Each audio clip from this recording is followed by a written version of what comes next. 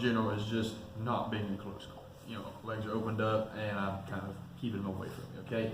To get there from here, if you're wanting to start working your open guard game, is you've got to get your knees in.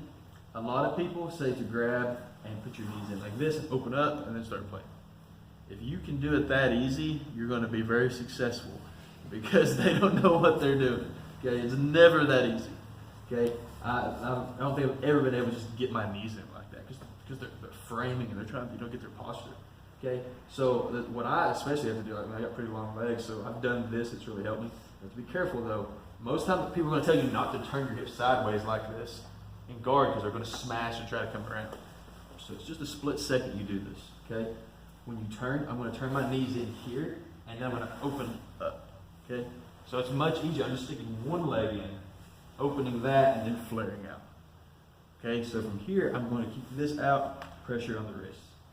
Okay, now I've got to pick which way I want to go first. I'm going to take this left foot, put it right here in the bicep. Okay, this is spider guard. Okay, I'm pulling and pushing. You can put this in the shoulder more too, or the bicep, whatever you're more comfortable with. Detail. A lot of times people used to say to try to hug with your toes like this on the foot.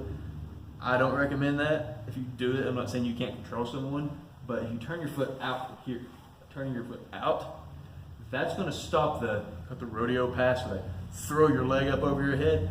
That really helps stop that, okay?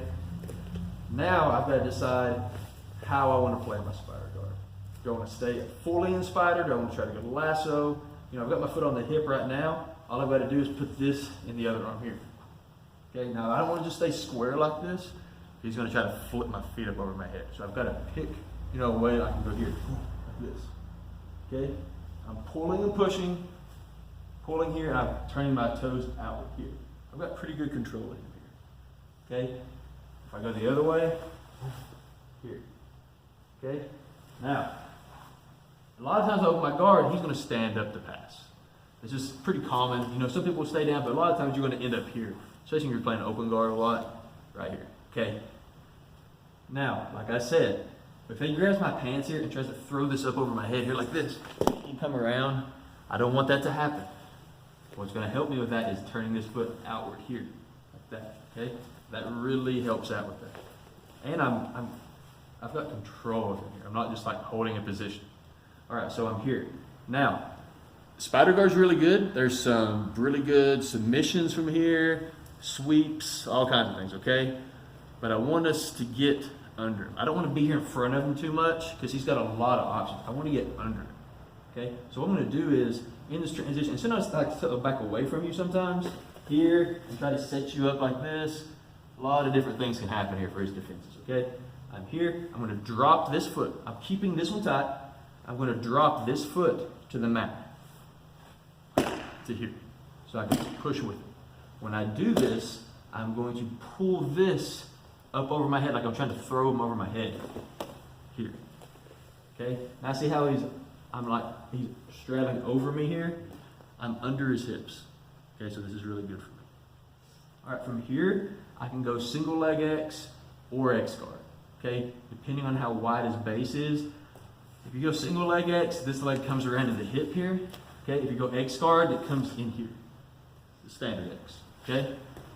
So from here, I pulled him over. If I'm gonna go standard X, I've got him extended. This leg's gonna swing in to here. As soon as this happens and this hand comes down, I grab the leg. Now, I've still got this spider here, okay? I don't wanna let go of this good grip until I have to, okay? So from here, watch this. I'm not gonna just let go. I'm going to bring my foot down and bring this arm with me. There. Then I'm handing it off. Right to there, okay? Now, this is a great spot to be. All I gotta do is grab the collar. Here, pull. If I need to, if he's got a really good base, I'm just gonna extend my legs a little. Pull, set him over here, come up, keep the grips, don't let anything go. Come up to knee on belly, right here, okay? I'm gonna put too much pressure on his ribs right now, okay? This foot, I'm not just putting it here. I'm hooking. My knee is behind his thigh here. It's like push and pull. There, okay? Now when this drops, This hand's ready to grab here. If I need to hold it with both hands at first, that's fine. Now, this is still tight, and this is tight in the knee pit here. Okay, this is super tight. If I let this loose, he's just going to kick out of it and get his leg loose, okay?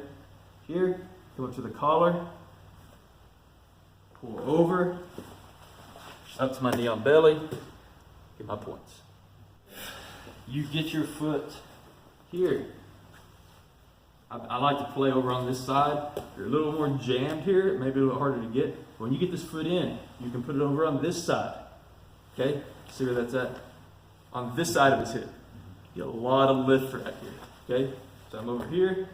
When I come down to there, I get a lot of lift there. Okay, so if you've got a guy who's very agile, moves around a whole lot, okay, sometimes I put my foot there and it gives me a little more control, like lifting his hips up versus him being able to push the leg down, okay? Give it a try, guys. 1, 2.